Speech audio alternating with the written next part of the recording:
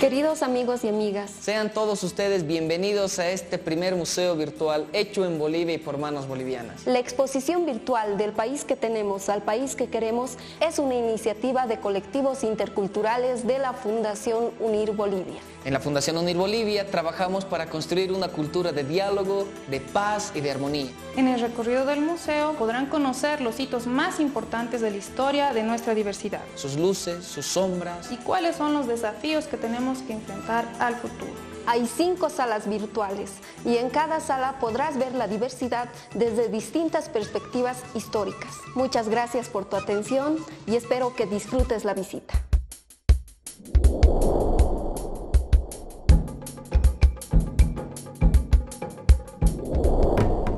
Bolivia es un país diverso.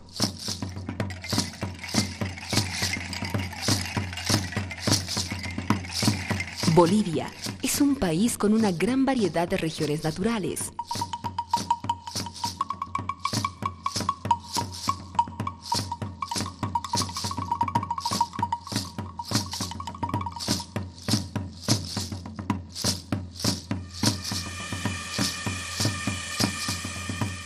Bolivia es una nación conformada por 36 pueblos indígenas y originarios y población mestiza con orígenes diversos.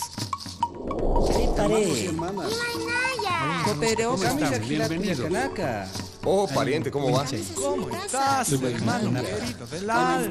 Bienvenidos.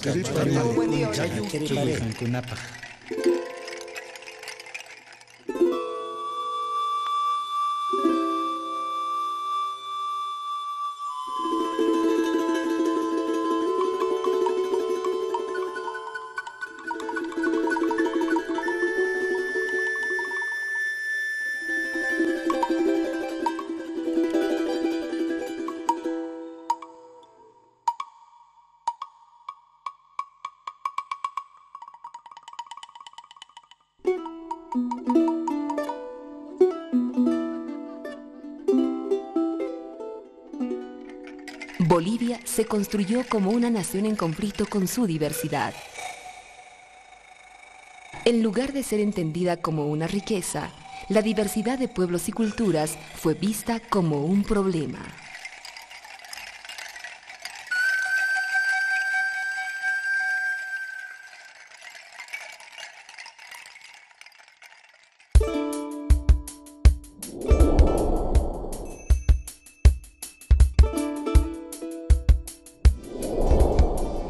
Las sociedades prehispánicas se construyeron a partir de la dominación de otros pueblos considerados bárbaros. En los Andes, las diferentes maneras de comprender al mundo condujeron al enfrentamiento entre aymaras y urus. Los aymaras usurparon la tierra de los urus.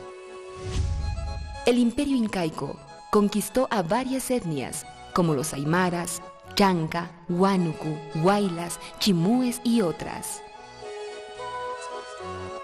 Los guaraní sometieron a los chané. Durante la colonia, los españoles concentraron el poder económico, político y social. Relegaron a la población criolla y excluyeron a los mestizos, a los pueblos indígenas y a otros grupos considerados inferiores. El Estado colonial estableció una rigurosa jerarquía social y una separación incluso espacial entre estos grupos.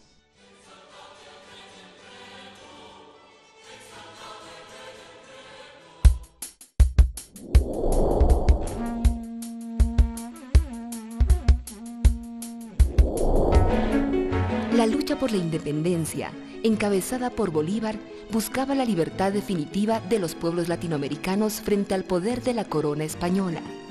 El grito libertario estaba profundamente influenciado por los valores de libertad, igualdad y fraternidad provenientes de Europa.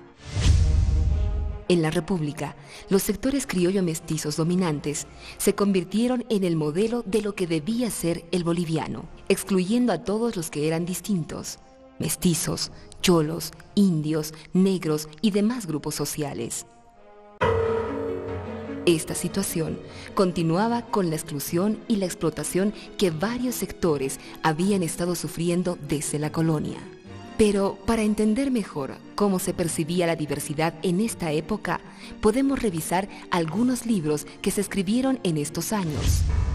En la región llamada interandina vegeta desde tiempo inmemorial el indio aymara, salvaje y huraño como bestia de bosque, entregado a sus ritos gentiles y al cultivo de ese suelo estéril en que, a no dudarlo, concluirá pronto su raza.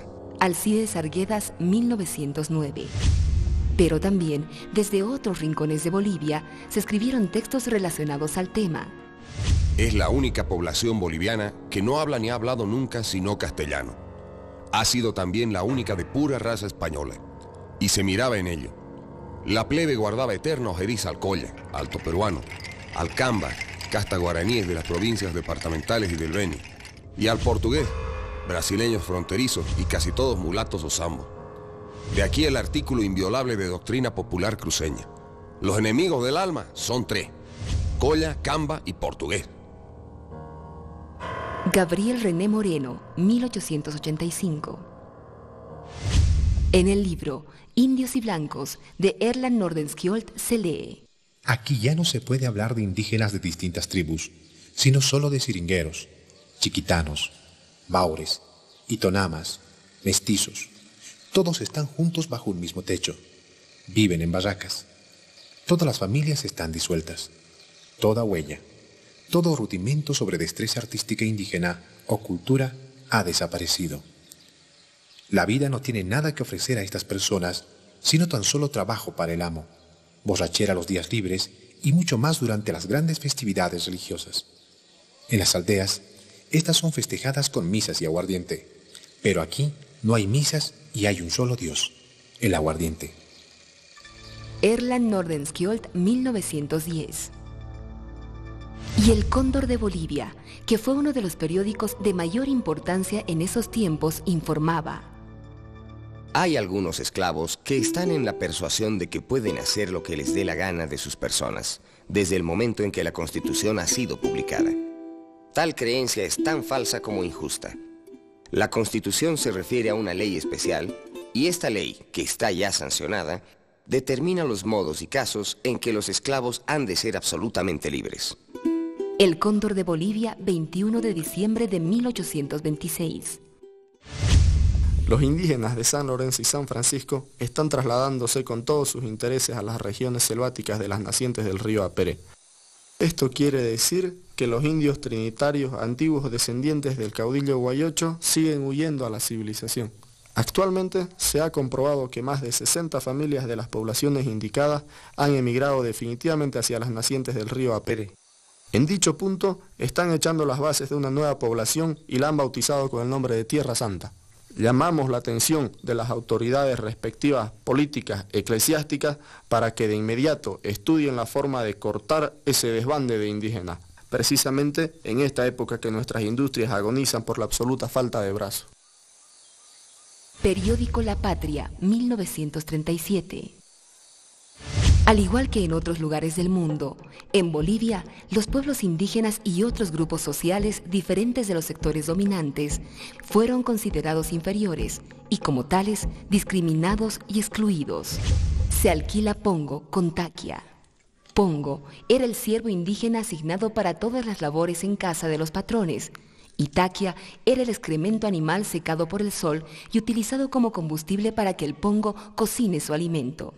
Durante la República, mucha gente siguió sufriendo la servidumbre, la explotación y la discriminación, como lo atestiguan los testimonios de algunas personas que vivieron la época.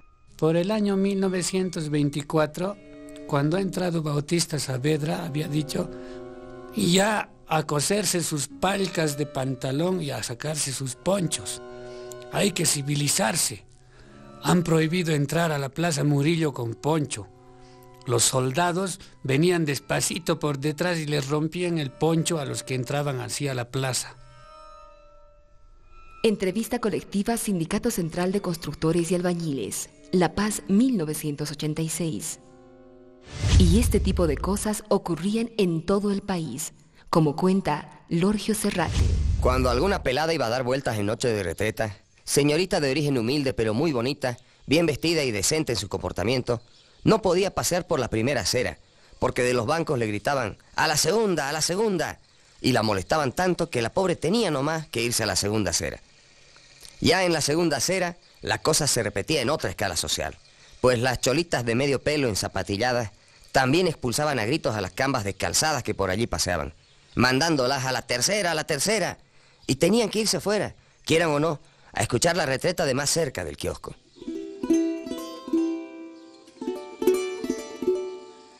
El sindicato de culinarias ha sido formado como empleadas.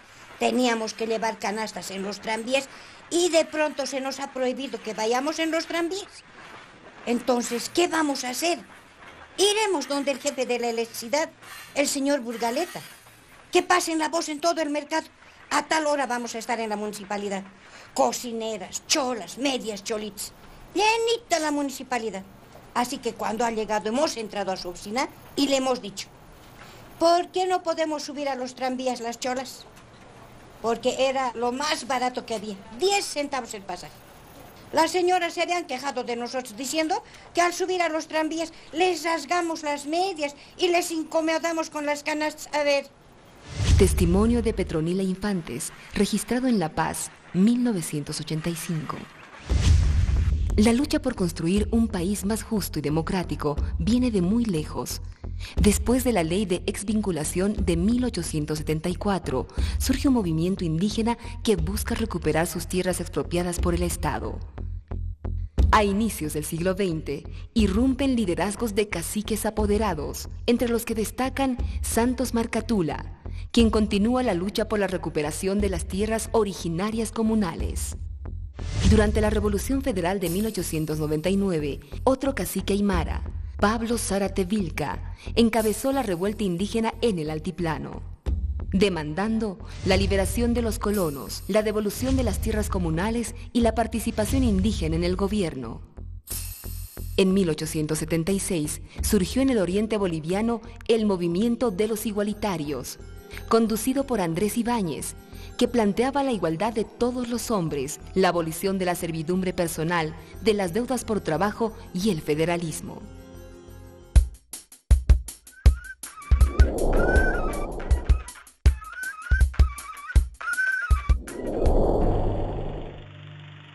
La Guerra del Chaco generó una profunda reflexión sobre el carácter del país y nuestra identidad. Blancos, criollos e indígenas peleaban en el ejército boliviano, y esta convivencia obligada permitió tomar conciencia de la existencia de los otros por primera vez. Pero además, hizo evidentes las desigualdades en que vivían los diferentes grupos de bolivianos. A nosotros la primera línea siempre. En Villamontes se han quedado los abogados, los aspirantes a abogados, a médicos, les han dado cargos ahí para que trabajen. Nosotros en primera línea muchas veces, de 15 días recogíamos un vaso de rancho maduro como levadura, que no se podía ni comer. 8 días, 10 días, 15 días sabíamos estar sin comer, sin tomar agua, soportando el clima, todo eso. La muerte estaba en nuestro lado, en la punta del fusil. Si la bala no nos mata, el destino. Testimonio de Melaneo Sánchez Rodríguez, registrado en Chuquisaca en 1987.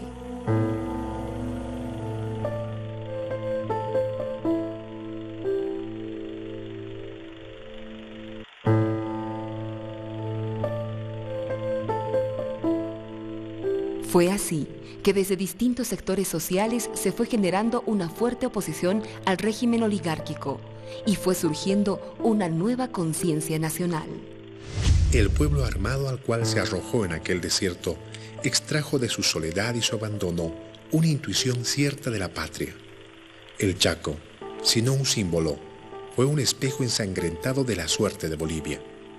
Tierra en poder de extraños, tierra con el luctuoso destino de perderse. Ajena a ella, la casta privilegiada se mostró así propia ante el espejo, con la cifra inequívoca de su antibolivianismo. Carlos Montenegro, 1943. El proyecto del 52 reconoció la necesidad de construir una nación con ciudadanos, personas iguales ante la ley, más equitativa y democrática.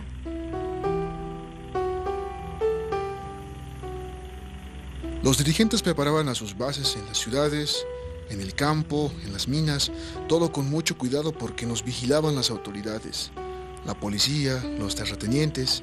En esa ocasión luchamos todos juntos, mineros, obreros, campesinos, todos aliados los unos con los otros. Antonio Álvarez Mamani, testimonio recogido en 1987. Solo una acción conjunta en el plano nacional que reúna en un gran movimiento nacional a Colla y Cruceño contra la rosca minera podrá dar solución al problema del Oriente y demás problemas angustiosos que aquejan al país.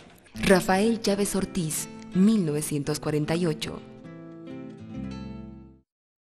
La Revolución del 52 permitió una democratización del país, pero no logró acabar con la discriminación y exclusión. No todos los bolivianos eran en verdad ciudadanos con todos los derechos. Desde la creación de la República, las constituciones políticas del Estado establecían que son ciudadanos solamente los mayores de edad, con propiedad inmueble o renta que no provenga de servicios prestados como domésticos, excluyendo así a gran parte de los ciudadanos. Recién en 1961, la Constitución Política del Estado reconoce como ciudadanos a todos los bolivianos mayores de 21 años, cualquiera que sea su grado de instrucción, ocupación o renta. La Revolución del 52 intentó construir una nación homogénea, mestiza, con una sola lengua y cultura. Así, los indígenas debían dejar de ser indígenas y convertirse en campesinos de cultura occidental y lengua castellana.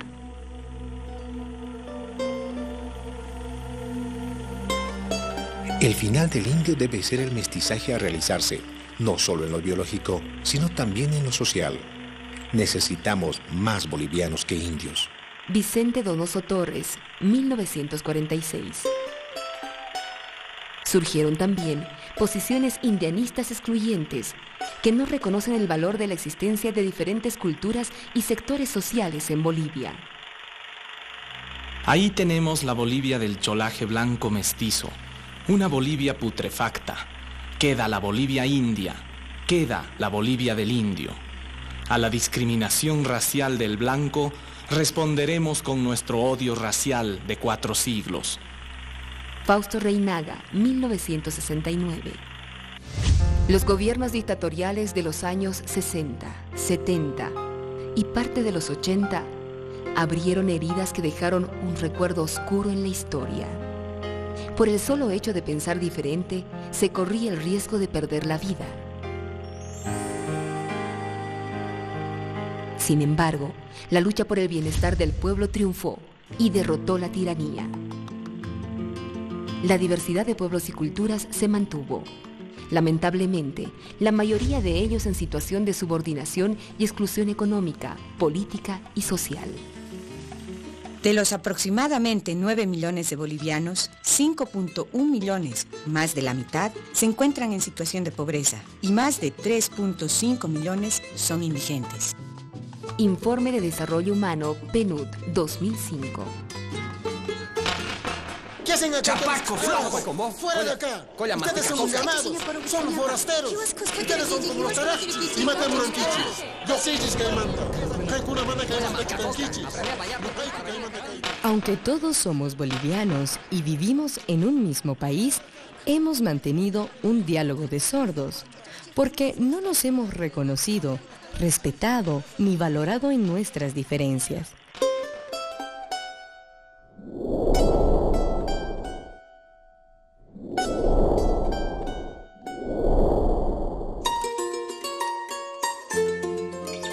Pese al desencuentro en que hemos vivido los bolivianos, la convivencia de pueblos y culturas distintas ha dado como resultado nuevos productos culturales de gran riqueza.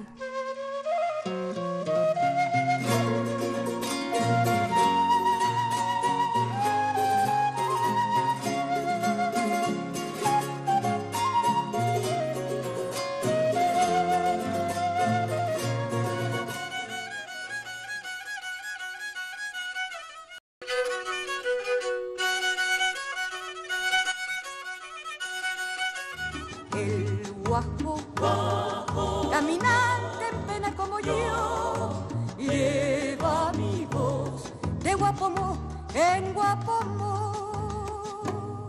En los últimos años hemos avanzado en el reconocimiento de nuestra diversidad y en la democratización de la sociedad. La continuidad del proceso democrático boliviano ha hecho posible estas conquistas. Sin embargo, nos falta aún mucho camino que recorrer para construir una sociedad plural y equitativa. El valor del pueblo indígena es invencible, así como nuestros antepasados, así como nuestros abuelos, como Pedro Ignacio Muiva, así como Santos Noco Guaji, así como Andrés Guayocho, así como todos ellos caminaron en columnas. Ahora estos hijos de esos antepasados estamos cumpliendo una tarea que quizá quedó inconclusa. Marcial Fabricano, 1990. La marcha de los años 90 visibilizó a los pueblos indígenas de tierras bajas y fue el inicio de un proceso que derivó en un cambio de visión de la realidad de nuestro país.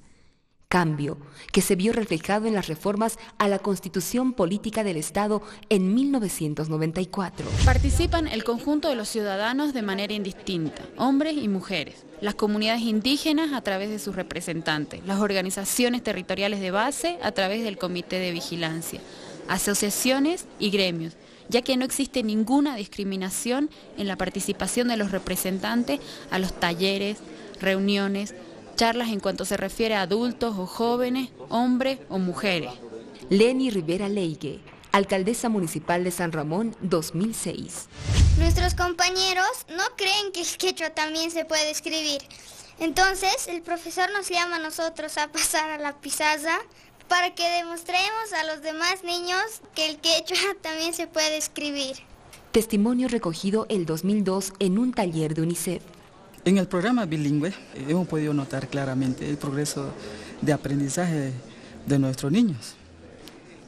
Los burbichas, autoridades comunales, han vuelto a reiterar lo que han dicho desde el primer año de esta experiencia, ¿no?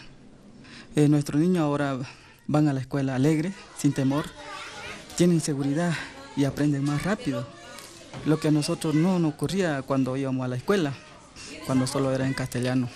Asamblea del Pueblo Guaraní, 2003. Desde el 10 de octubre del año 1982, Bolivia recuperó la vida democrática y fue forjada con esperanza hacia el futuro. Hoy, los bolivianos tenemos el desafío de cuidarla y desarrollarla, superando los errores del pasado y afirmando un porvenir con mayor justicia y libertad. Yo soy Lucía Aramayo. Yo soy Rolando Moy Pérez. Dorita Ayala González. Soy David Aruquipa Pérez. Soy Natalia Rojas. Alfonso Zavala. Yo soy Chiaki. Cecilia Justiniano Eclo. Omar Valdivieso Segovia. Maite Tarilonte Rodríguez. Vengo de la localidad de Coroico. Nací en Santa Ana de Yacuma. He nacido en Guarnes, en Santa Cruz. Soy nacido en la provincia de Ocónor, en el departamento de Tarija, en el cantón de La Cueva, en el rinconcito de San Antonio, allá en el Molino Viejo. Mi mamá ha nacido en Cochabamba, mi papá ha nacido en Camargo. Mi padre tiene ascendencia mujeño trinitaria, mi madre tiene ascendencia movima. Mi papá es de Sucre y mamá viene de Camiri. Mis padres son del Japón. Mi abuelo viene de Suecia. Mi mamá es de Oruro, mi papá es de España. Me gustaría que en Bolivia empecemos a reconocernos como lo que somos. Que la diversidad deje de ser tomada como un problema, más bien sea tomada como una oportunidad muy rica y real de crear puntos de encuentro. Que no tengamos estas peleas que tenemos entre Oriente y Occidente. Es mejor estar juntos que cada uno por su lado, porque así no se puede lograr nada. Quisiera paz. Haya igualdad. Que sea una Bolivia productiva. Tolerancia. Que no hayan diferencias. Autónoma. Respeto, valoración. Más unidad entre nosotros. Que Bolivia sea unitaria. ¿Y tú quién eres? ¿Qué haces? ¿Qué podemos hacer? ¿Qué podemos hacer juntos? ¿Qué podemos hacer juntos por Bolivia?